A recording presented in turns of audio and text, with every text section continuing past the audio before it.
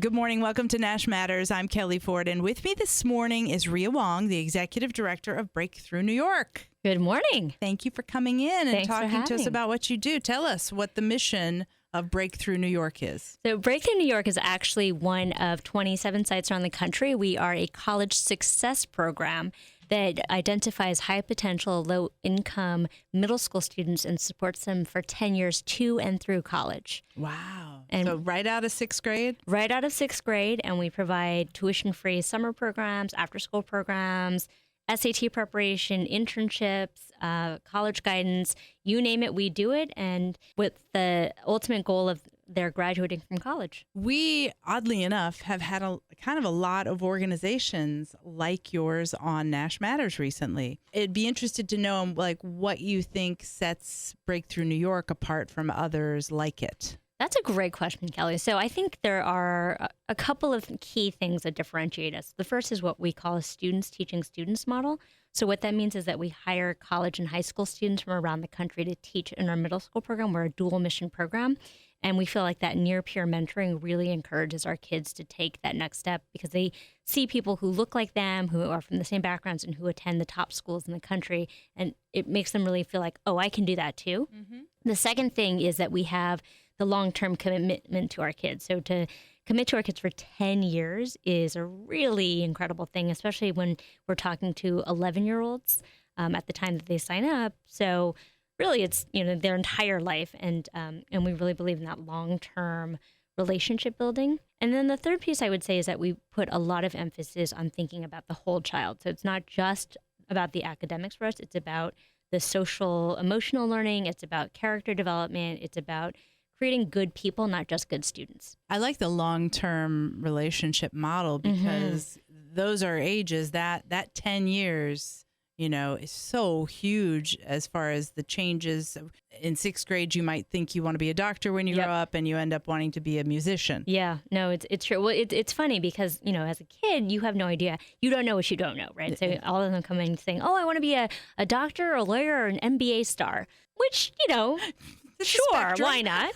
But I think, again, part of what we're trying to do as an organization is to expose them to the wide breadth of different opportunities and options out there, and particularly because most of them are not necessarily coming from families that have an idea about what the professional world is like or even know anybody who's a lawyer or a doctor. So, I think it's really our job to help broaden their horizons, help expose them to the wide breadth of opportunities out there, and help them to really find out who they are and what they love and what they're passionate about and what they're good at. I would think, too, working with low-income children, that the academics is such an important part, but that social aspect, too, the third one you mentioned, would be crucial to making them feel supported and understood. Yeah, so I think in terms of our 10-year commitment to kids, I think our kids deal with so much instability and chaos in their day-to-day lives that we felt that it was incredibly important for us to make a 10-year commitment and to be that source of stability for our kids. And then for us, creating successful people is not just about the academics, as you say, but it can be as simple as teaching kids how to shake hands or make eye contact when they speak or how to make polite conversation or what to do at a formal dinner setting. Because, again, you don't know what you don't know. And a lot of these kids are going into social settings and social milieus that their families don't really understand or can't help them with. While we're on the subject of the kids that you help, let's talk about who a typical kid would be that is served by Breakthrough New York. So it's interesting. What we do is we actually recruit directly in the middle schools in New York. So we talk directly to sixth grade students, and your average sixth grade student is probably not very excited about giving up their summers, coming after school, committing for 10 years, doing a bunch of extra work. I mean, that is not your average 11-year-old. But for the 11-year-olds who are excited about it, they're really excited about it. And so in general, the kind of kid that we're looking for are kids who are motivated. Obviously, you have to be in order to want to sign up for something like this. Kids that are doing well in school, but are not necessarily the top performers. And often they're kids who may sort of get lost in the shuffle because they're probably in the middle to the high end. But as we know, in your average public school, teachers are so overwhelmed with all of the kids and all of the different needs that we feel like a lot of the typical breakthrough kids are kind of forgotten because they're good, nice kids and they're sort of doing their work and they're not causing any problems. And what we think is that we can really identify these kids and take them from good to great. I love that. Yeah. I love that. Rhea Wong is the executive director of Breakthrough New York. New Yorkers know that getting into a good high school is quite challenging, and all the pressure that comes on, especially the 8th grade year, to prepare for the test. Yep. I like that you get them before so that you're not just getting them that year when the pressure is on to get into one of these highly competitive high schools. Yeah. Well, I mean, look, the truth of the matter is that most families don't realize that the whole high school process really begins in 6th grade.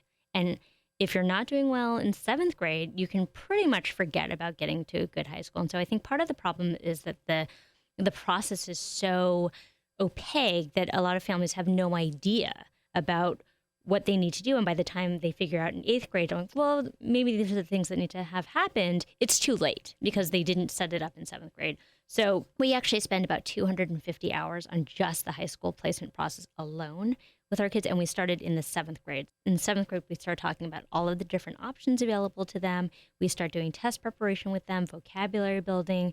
We take them on visits to schools, and we make sure that they're, going to tours and interviews and developing their portfolio and their essays. And it's an incredibly complex process. And again, because many of our families either are not from this country or just haven't ever done this process, they have no idea what to expect. And so it's an incredibly pressurized process, but I think we've had a good amount of success. Talking to Rhea Wong, the executive director of Breakthrough New York. The website is btny.org.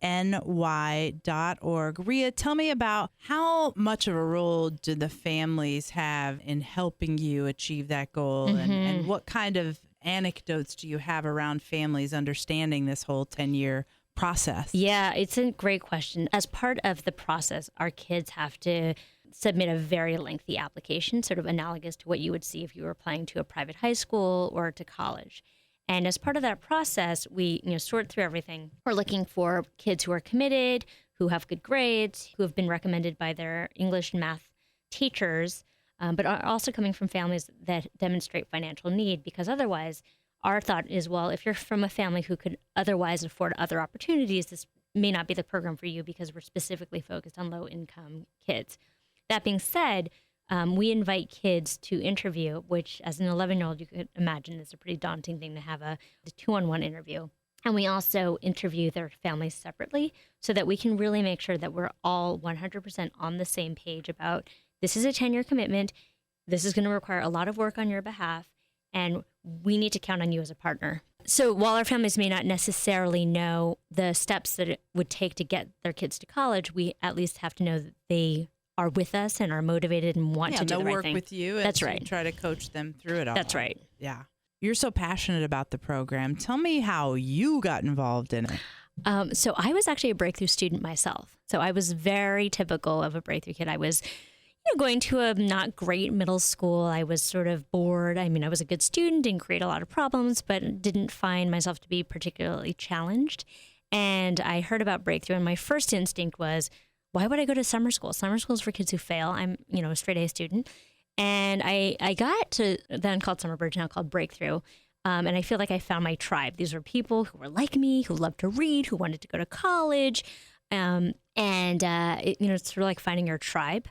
And so because of my experience with Breakthrough, I ended up going to a private boarding school. I ended up having amazing educational opportunities.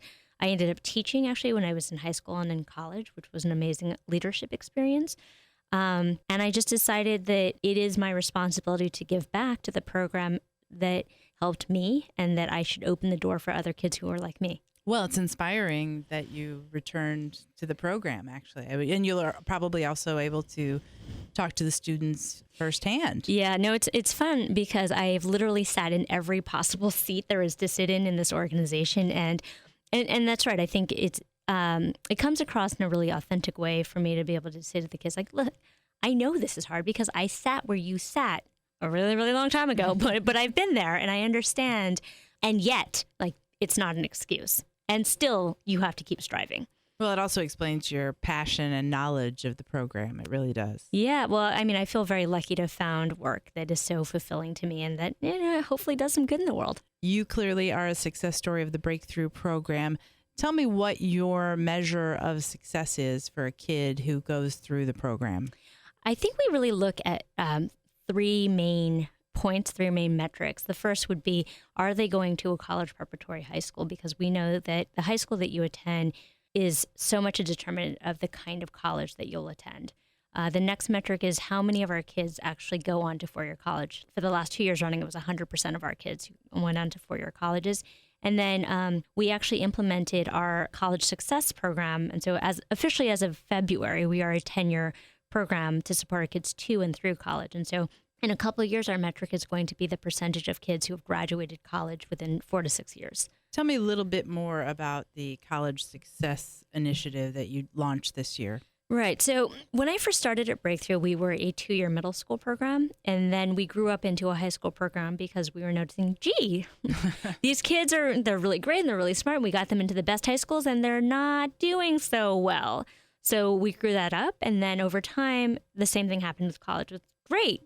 Now they're in college and our job is done. But as anyone who has college kids know, your job is not done.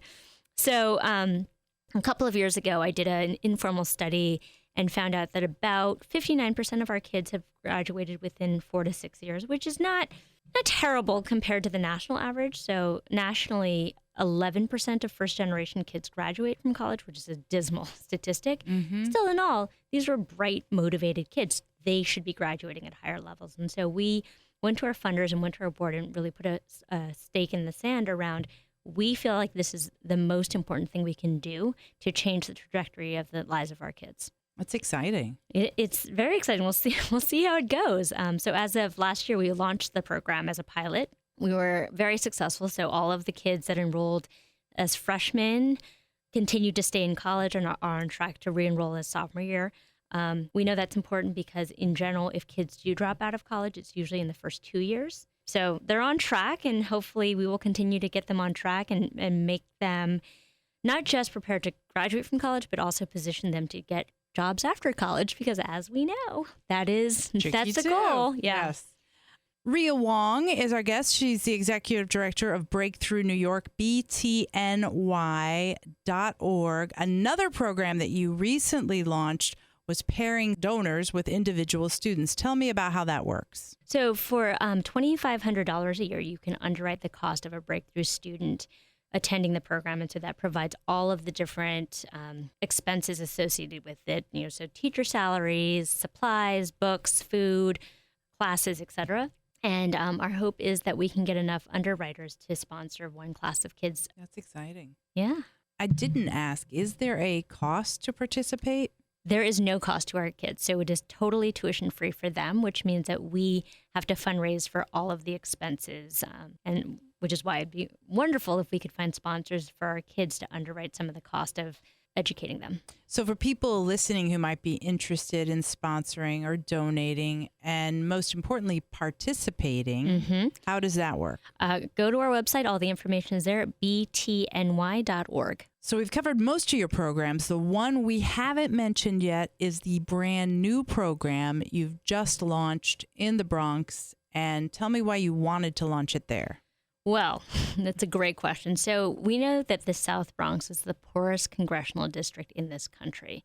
We also know that the kids who live in the South Bronx need a tremendous amount of support. Never mind going to college, but really just graduating from high school. So we felt that it was imperative from a moral standpoint that we go to where the need is the greatest. We are happy that we're partnered with New York Junior Tennis and Learning in Crotona Park in the South Bronx. We've opened up our recruitment. So all January and February, we were at middle schools all over the South Bronx talking to kids and to teachers and to principals about what we're trying to do. And we selected a class of 30 incoming kids who will be with us for the next 10 years. That is exciting. Well, thank you so much for coming in this morning. Thanks so much for having me. It was a pleasure. Rhea Wong, Executive Director of Breakthrough New York. Of course, all the information you can get to through NASHFM947.com. Their website is btny.org. This is NASH Matters on New York's NASH FM 94.7.